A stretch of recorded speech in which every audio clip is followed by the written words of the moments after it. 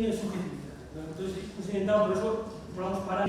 ¿Crees que hasta qué punto es una palanca para transformar el sector? A la espera de la última intervención del presidente. Una empresa sin colaborar, tanto con la sociedad como con el resto de las empresas. Aquella cuadrilla de Avanza Ortega, años 80. Bueno, moi bons días a todos e a todas e muchísimas gracias a Economía. Seguimos sin saber, un ano despois, exactamente o que pasou. A vez iremos vendo máis cousas, onte víamos unhas revelacións bastante reveladoras, valga a redundancia, do que hai, do que non se fixo ben, do que deberíamos aprender para evitar que estas cousas se repitan e de que os dogmas, as posturas inamovibles, o non querer asumir responsabilidades, normalmente non levan a ningunha parte. Un ano despois, aquela é unha situación dificilísima, o día seguinte do apagón, as reaccións, pensábamos que, insisto, nos iban a decir o que pasou, sobre todo para que non volvera a pasar, por desgracia non foi así.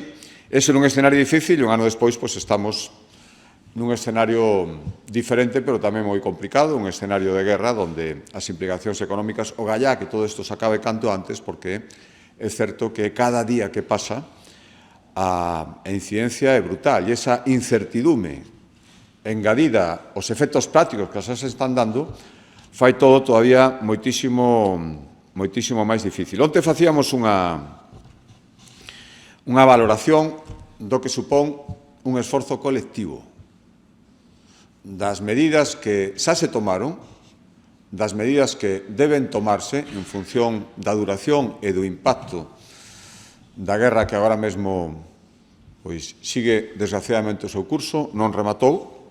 Dábamos unhas cifras, vexo algunha reacción esta mañá, decían que temos que facer algo máis, que somos relatores da realidade. Bueno, pero é que a realidade é esa.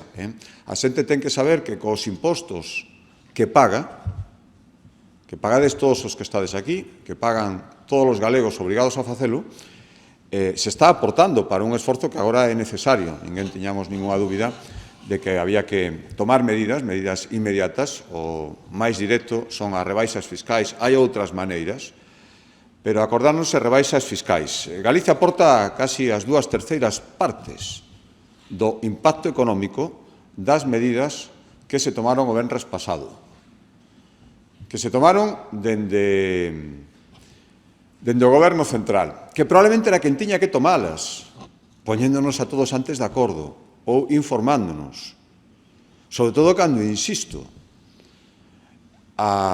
o impacto sufrimos todos os galegos. Insisto, non se trata de discutir a necesidade de tomar medidas, se trata de poñer en cuestión, discutir, pois eso, que non se discutiran antes, que non se chegara a un acordo sobre o que era mellor, ou polo menos que non houbera algunha información. Eses máis de 40 millóns de euros o mes que se van detraer dos impostos autonómicos polas medidas que tomou o Consello de Ministros o venres pasado, o lóxico era telo feito antes cunha información, cun diálogo, os que apelan sempre ao diálogo, fixeron que os que van sufrir máis impacto, que son os galegos, os seus representantes, a administración que administra os seus recursos, se enterara o mesmo que o tempo que todo o mundo. E, polo tanto, 3 meses de vixencia, máis de 120 millóns de euros. Tanto, ese aporte que está facendo Galicia á situación. Esos son cartos que non van a entrar no orzamento autonómico, con mínimo durante 3 meses. É dabondo? Probablemente non. Estamos traballando noutras medidas que podemos tomar desde aquí? Sí, pero no orzamentos hai 40 millóns de euros menos cada mes. Haberá que tomar outras, sobre todo dirixidas ás empresas, os problemas que vai haber agora de circulante, investimentos que se fixeron, lóxicamente non prevendo esta situación, e que agora xa hai un parón nas relacións comerciais, na logística, na entrega de pedidos, no envío de produtos elaborados, todo eso causa un impacto, por lo menos un impacto circunstancial. É moito máis coa incertidumbre de non saber hasta onde vai durar e hasta onde se vai estender. E, polo tanto, ali estaremos tamén